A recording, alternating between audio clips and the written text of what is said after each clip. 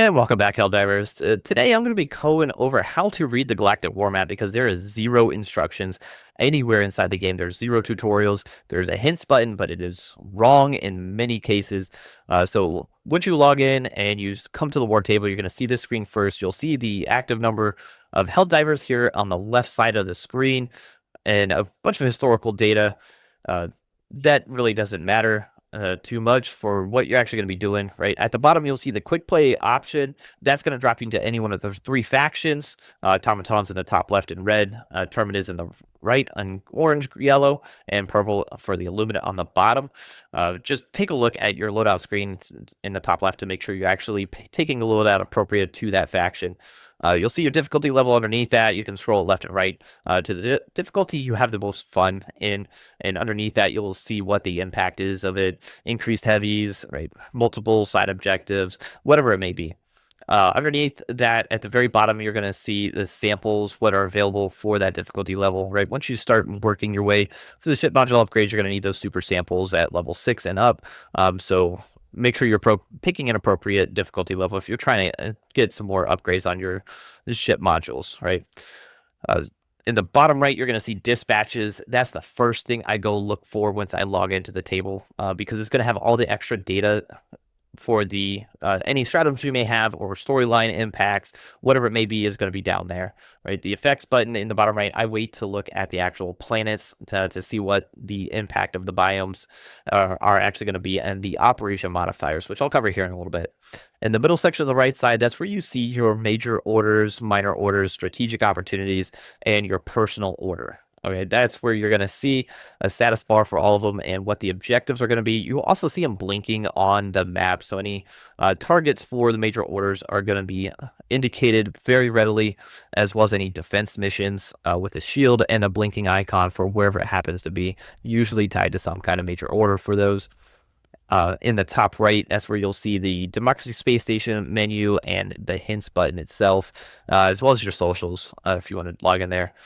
And looking at the main screen here, the different colored sectors inside of each of the areas, darker ones mean there are no planets that we can land on for liberations, and the brightly colored ones are able to be liberated. Okay. You will see some flags for any sub-factions that may be spread across the map, whether it's the Incineration Corps or Jet Brigade on bots, and Terminids have a ton of different varieties at this point, between Predator Strain, Spore Burst, Rupture Strain that's on pause temporarily, and it also has icons for the Hive Lords and the Dragon Roaches themselves. All right. Now, looking at the DSS menu here, the DSS is a great tool. It gives us a passive bonus to any campaigns for whatever planet we take it to, that's liberation or defense. And it also gives us a 35% mech cooldown, which is just fantastic. It makes the mech so much more fun since you almost always have one available, I feel. By the time you run out of ammo or it gets destroyed, you're able to call in the next one, or soon after you get out of the first one, you'll have the next one available for you. Now, there are 3 actions that are available, and you will see it on the front screen if any are active right now or any are able to be donated. And on the right side of the first screen, you'll also see where it is located and when it's going to move next. Right now, look to the second tab. That's where you can see all 3 of the tactical actions that are available. Right, Eagle Storm has your strafing runs. It says airstrikes. That's a holdover from the Invasion of Earth, of Super Earth event, and it will also stop any defense campaigns for 24 hours. Great tool. The community's used it many times through major orders, and especially on Popley 9. Fantastic use of it. Right. Underneath that, you do have the orbital blockade. That's going to give you the Hellpod space optimization, so a free booster. Notionally, you can take 5 with a full team in there, or at least if you dive in solo, you got 2. And it also prevents any defense missions from starting from that planet. Right? It does not stop any active ones, but it just prevents any new ones from starting. Okay, and then lastly, the heavy ordnance distribution, which gives you a free 380. That's in addition to whatever is in your loadout. So you can take a 380 and have 2, right? Or if you normally take a 380, take something else, right? It gives you a lot more flexibility, I feel, or at least it's an extra stratagem that you may not typically use. It also gives you an additional boost for any, it says liberation campaigns, but it's any mission, right? If it's liberation, defense, or invasion, it will give us a boost in all three of those cases. Okay. Last tab is going to be your location. It's going to be a pre-generated list. We have no way to modify this ourselves. Usually the highest percentage is going to be wherever it currently is, unless we're trying to move it to a different location. It moves every 4 hours, and you get 1 vote per cycle there.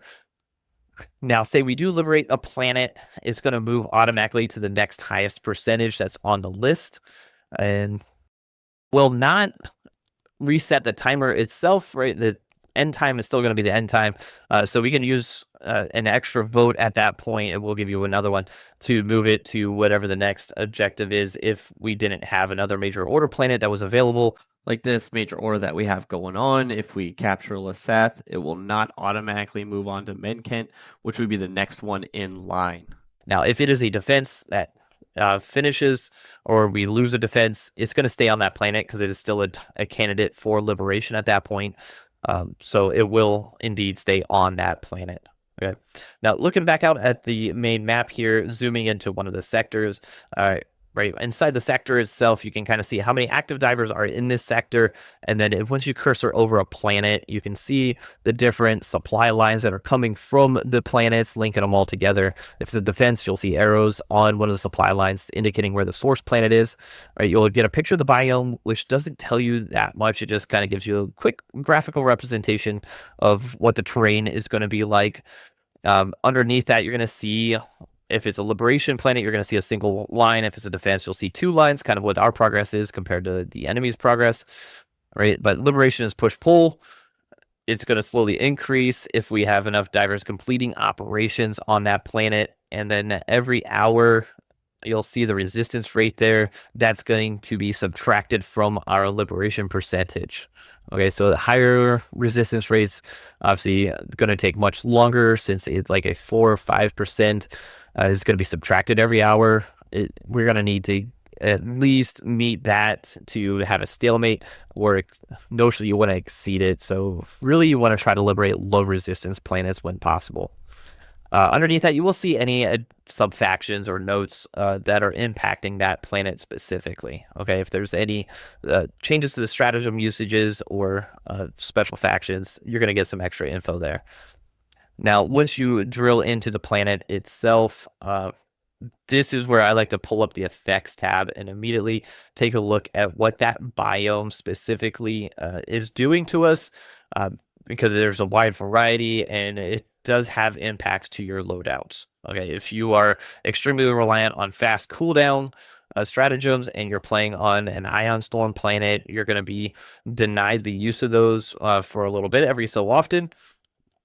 Or say it's a hot planet and laser weapons, not so good, but lasers get a boost on cold planets, right? Just take a look at the description for that biome to decide what you want to take for your loadout. Underneath that, you'll see your operation modifiers. Once you get up a little bit higher in difficulty, you're going to get 1 or 2 operation modifiers.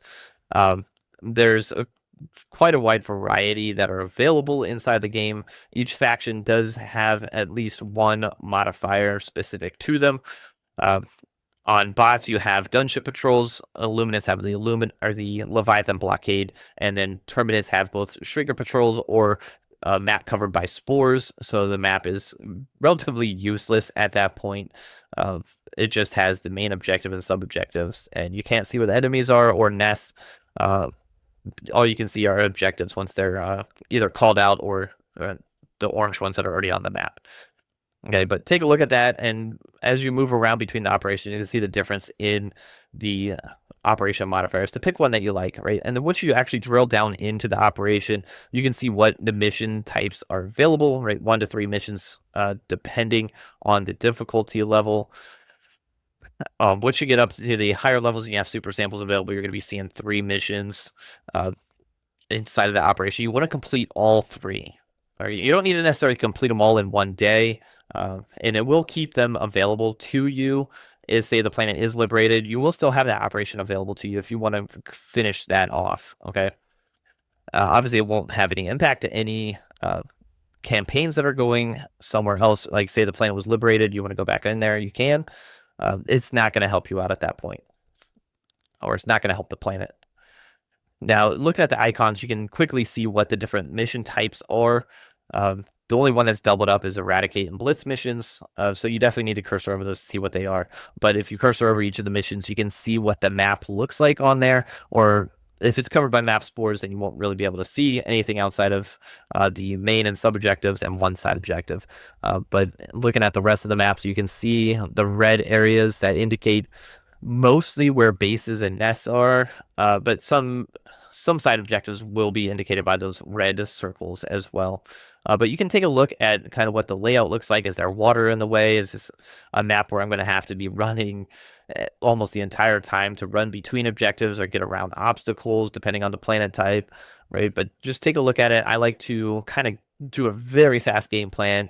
Hey, does this make sense? Can I run like a clockwise, or how far apart are the sub objectives from the main objective, right? Just take a look at it and make sure you're picking a mission set that you're not going to be spending half your time running around. Now, I will say that if you're on the planet, you hit that quick play or the tab. All right, quick play will obviously automatically pick a mission and drop you in. Tab, it'll search around and give you some options for some missions. So if you like a very specific mission type, you'll be able to pick it out without having to run your own operation. All right, and that's all I have. That's a quick down and dirty on the Galactic War Map. Again, nothing inside the game actually tells you what any of this stuff is. But if you found this tutorial helpful, please hit that like and subscribe, and I'll see you on the warfront.